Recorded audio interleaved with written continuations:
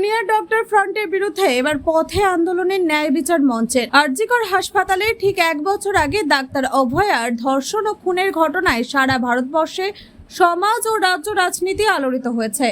দিকে দিকে দেখা গিয়েছে এক নৃশংস ঘটনার বিরুদ্ধে প্রতিবাদের ঢেউ। কিন্তু সেই প্রতিবাদকারীদের একটি অংশ West Bengal front junior doctors ফ্রন্টের বিরুদ্ধে এবার সরাসরি দুর্নীতির অভিযোগ এনে পথে নামলো ন্যায় বিচার মঞ্চ তথা ধনঞ্জয় চট্টোপাধ্যায় মামলা পুনর্বিচার মঞ্চের সদস্যরা। মঞ্চের সভাপতি ও কনভয়ের ডক্টর চন্দ্রচূড় গোস্বামীর বক্তব্য, আরজিকর হাসপাতালে ডাক্তার অভয়ার ঘটনা সমগ্র মানবজাতির কাছে লজ্জার। কিন্তু এই হত্যাকে কেন্দ্র করে আন্দোলনের নামে যারা ক্রাউড ফান্ডিং করে নিজেদের আখের গুছিয়েছে এবং আন্দোলনকে পথভ্রষ্ট করেছে, তাদের অপরাধ কোনো অংশে কম নয়।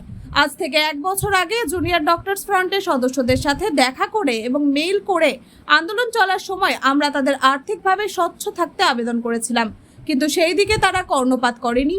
কারণ শুরু থেকেই তারা চেয়েছিল আন্দোলনের নামে টাকা কামাতে, আর সেই জন্যই ওরা আন্দোলন চলার সময় হাসপাতালে ডিউটি না করে বহু অসহায় দরিদ্র মানুষকে চিকিৎসার অভাবে প্রাণ হারাতে বাধ্য করেছে, কিন্তু নিজেদের প্রাইভেট প্র্যাকটিস জারি রেখেছিল।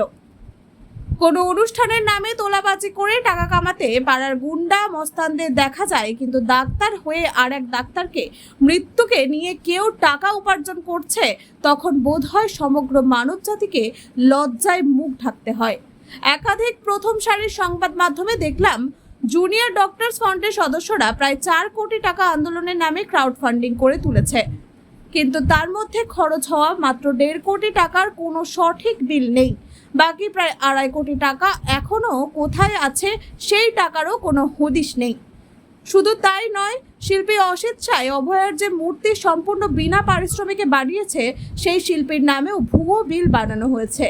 আমাদের বিশ্বাস, এই অসৎ ডাক্তাররাই আগামী দিনে কিডনি পাচার, অঙ্গ পাচার বা ওষুধের জাল চক্র চালানোর মতো সামাজিক অপরাধে জড়িয়ে পড়বেন। কে বলতে পারে, হয়তো এরা অভয়ার বিরুদ্ধে ষড়যন্ত্রে এরাও জড়িত। পরে নিজেদের অপরাধ আড়াল করতে আন্দোলনকারীদের ভেগ ধরে নিজেদের অপরাধ গোপন করছে। ন্যায় বিচার মঞ্চের ওপর সদস্য অনামিকা মণ্ডল এবং স্বপন দাস বলেন, আমরা বাংলার মুখ্যমন্ত্রী মমতা বন্দ্যোপাধ্যায়, রাজ্যপাল সিভি আনন্দ বোস, আইনমন্ত্রী মলয় ঘটক এবং হাসপাতাল কর্তৃপক্ষকে লিখিত ডেপুটেশন দিয়েছি।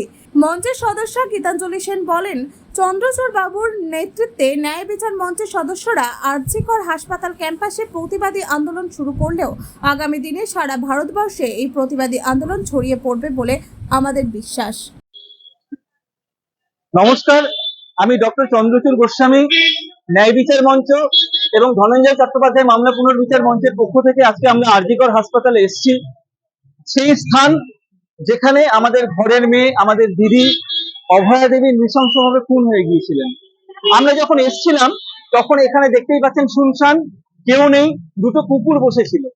আমাদের এটা প্রশ্ন যে তাহলে কি এটাই যারা আন্দোলনের নামে আন্দোলন খেলা খেলছিল, কাজের বেলায় কাজী, কাজ করলে বাজি, অর্থাৎ যত রকম ভাবে পারা যায় আজকে এই junior doctors, West Bengal junior doctors front নামের একটি সংগঠন, আপনারা সবাই জানেন তারা কয়েক কোটি টাকা তুলেছে এই আন্দোলনের নামে। আর তারপরে এই জনগণের ক্রাউড ফান্ডিং এর টাকা তারা ইচ্ছে মতো তছরূপ করেছে, কোনো হিসেবের ঠিক নেই। এমনকি অসিত ছাই, যে শিল্পী তার বিবেকের যন্ত্রণায় অভয়া দেবীর মূর্তি বানিয়ে দিয়েছিলেন, সেই মূর্তির ভুয়ো বিল পর্যন্ত বানানো হয়েছে।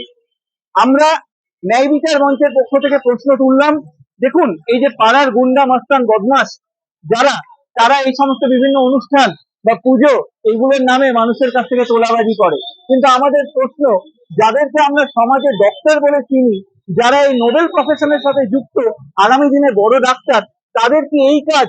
অর্থাৎ একটা আন্দোলন, একজন মানুষের প্রাণ চলে গেল আর তাকে ব্যবহার করে শেষ পর্যন্ত তাদের নিজেদের আখের গোছানো।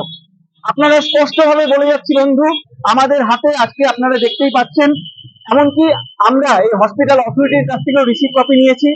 আমরা মাননীয় মুখ্যমন্ত্রী মমতা দেবীকে জানিয়েছি, আজকেই রাজ্যপাল মহাশয়কে জানিয়েছি, আইনমন্ত্রী মলয় বাবুকে জানিয়েছি, এবং আমার সাথে আমার সহযোদ্ধারা রয়েছেন, স্বপন দাস বাবু রয়েছেন, গীতাঞ্জলি সেন ম্যাডাম রয়েছেন, অনামিকা মণ্ডল ম্যাডাম রয়েছেন, এবং আমরা জনগণের কণ্ঠ হিসেবে আজকে আপনাদেরকে বলে গেলাম যে এই যে অন্যায় অভয়া দেবীর ওপর হচ্ছে এবং এখনো হয়ে যাচ্ছে, এই সমস্ত মুখগুলোকে চিনে রাখুন।